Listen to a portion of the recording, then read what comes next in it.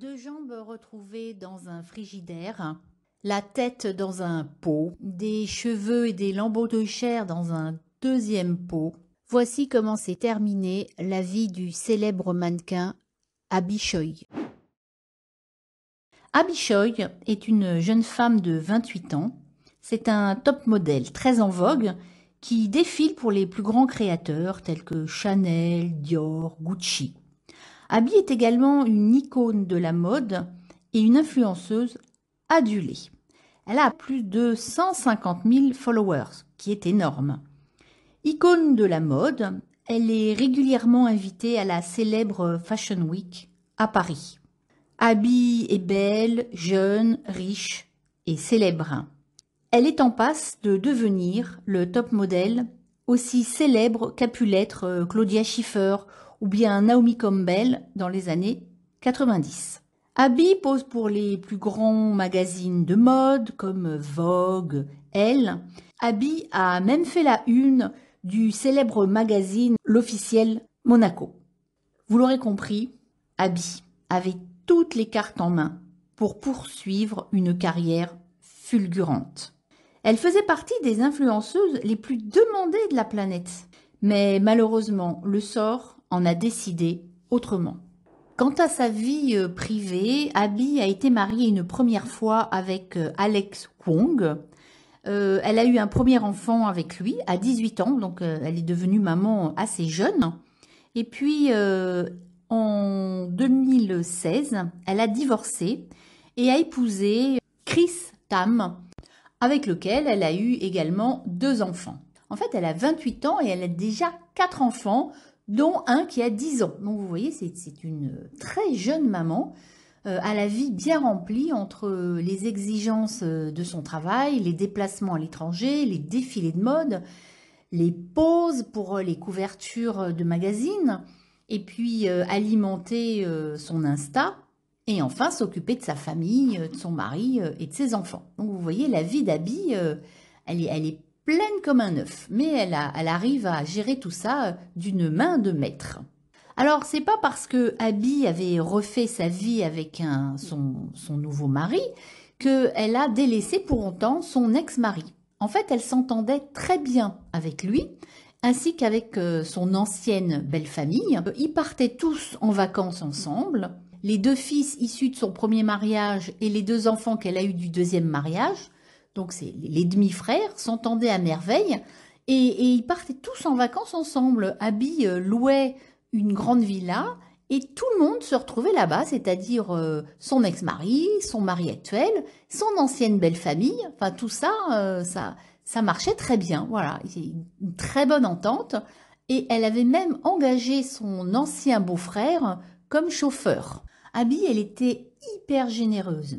Elle faisait des cadeaux à son ancienne belle-famille, à son ancienne belle-mère, qu'elle aimait beaucoup, à son ancien beau-père, et elle leur avait même offert une superbe villa d'une valeur d'environ 8 millions d'euros. Ouais, oui, vous avez bien entendu, elle leur avait offert cette somptueuse villa. Bah, tout ça parce que c'était Abby. Abby, elle était généreuse, elle était gentille, et elle s'était dit, c'est pas parce que j'ai divorcé et que c'est plus ma belle famille que je vais rompre les liens. Voilà, ça c'était du Abby tout craché.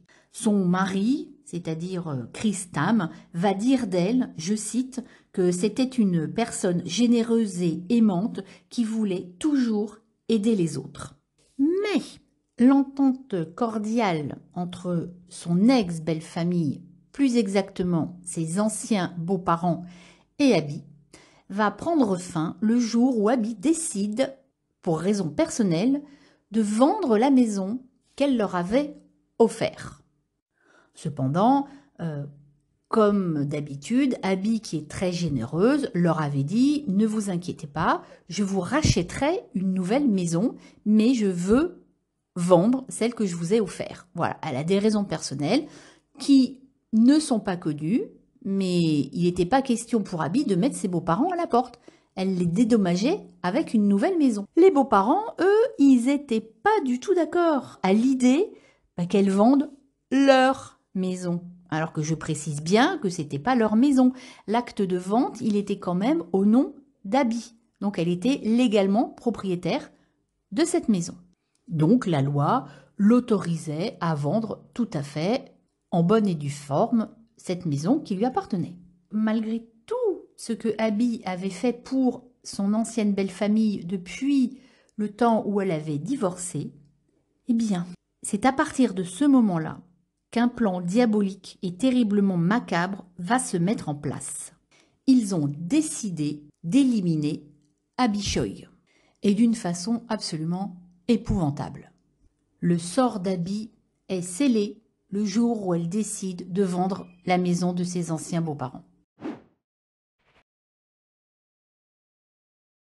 Le mercredi 21 février, Chris Tam va à la police déclarer la disparition de sa femme. Ses proches sont très inquiets parce qu'elle ne donne plus signe de vie, elle ne donne pas de nouvelles, elle ne répond pas au téléphone, ni aux SMS, à rien.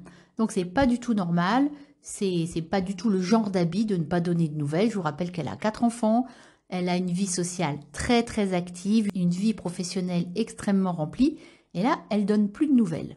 Alors, comme Abby est une personnalité médiatique très en vogue dans son pays, une enquête est aussitôt diligentée par la police. La police met les bouchées doubles pour essayer de la retrouver et commence son enquête dès le signalement de la disparition.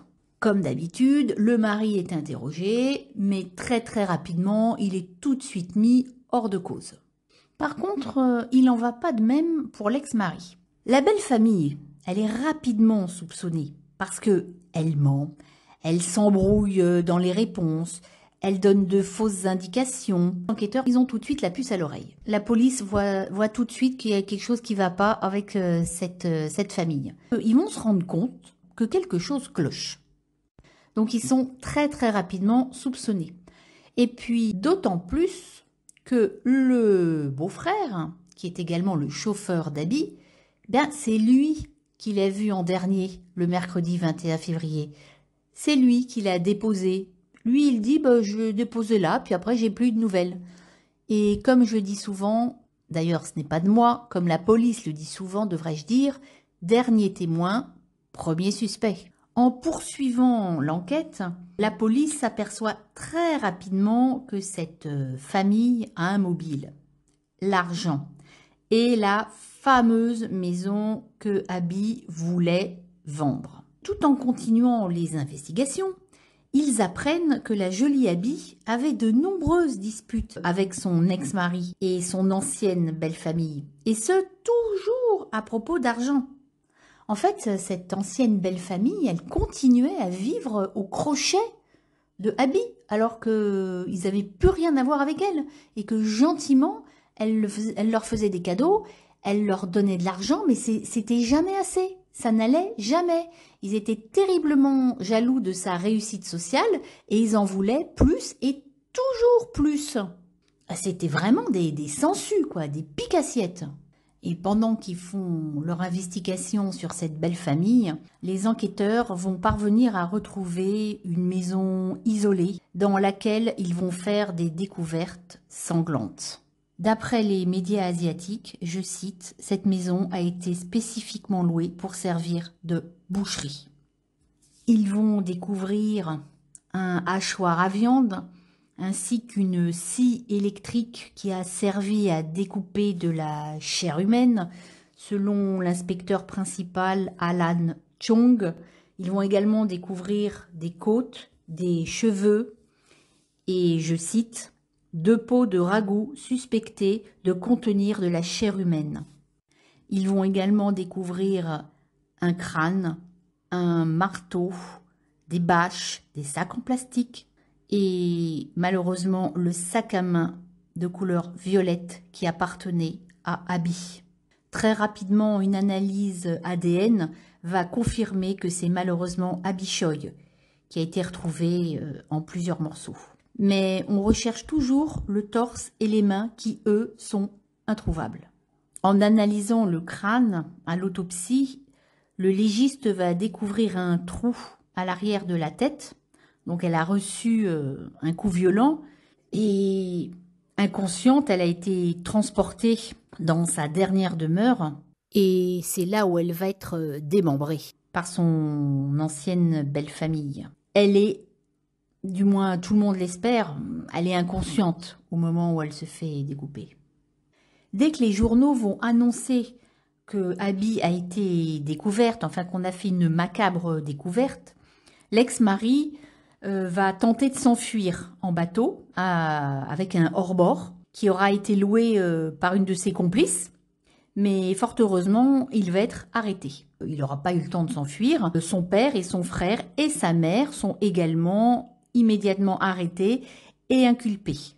La peine encourue est la prison à vie pour cette famille. Et en Chine, c'est vraiment prison à vie. C'est pas comme en France où on est libéré au bout de quelques années pour bonne conduite. Non, là-bas en Chine, perpète, c'est vraiment perpète. Quant à la mère, elle est jugée pour obstruction à la justice parce qu'elle a détruit des preuves. Voilà, elle n'est pas accusée d'avoir découpé Abby, juste elle a fait disparaître les preuves. Donc ça va pas être la même peine. La femme qui a loué le bateau pour permettre l'évasion de l'ex-mari va également être jugée, bien entendu, en tant que complice. Le procès a été ajourné, le temps que l'enquête se poursuive, le temps qu'on réunisse les preuves nécessaires. Aucune libération sous caution n'est possible. C'est ce qui permet d'éviter à un prévenu la prison en attendant son procès.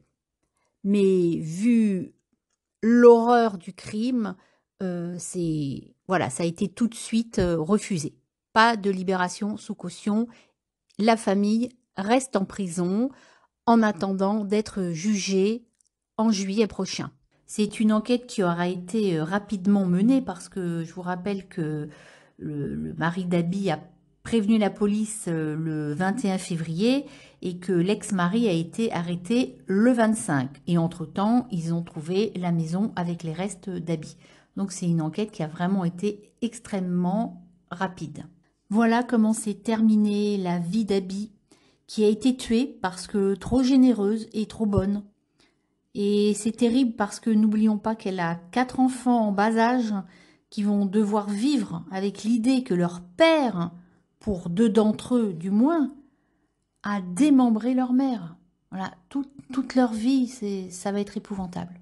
J'espère que cette histoire absolument tragique vous aura intéressé. Si vous avez aimé, n'hésitez pas de liker et de me laisser un commentaire. N'hésitez pas à vous abonner, à faire connaître ma chaîne à votre entourage. Et puis, si vous avez des idées de crimes qui se sont déroulés à l'étranger, surtout n'hésitez pas à me laisser un commentaire et je me renseignerai et pourquoi pas, je pourrais mettre en ligne votre suggestion. Voilà. Merci, je vous dis à très bientôt.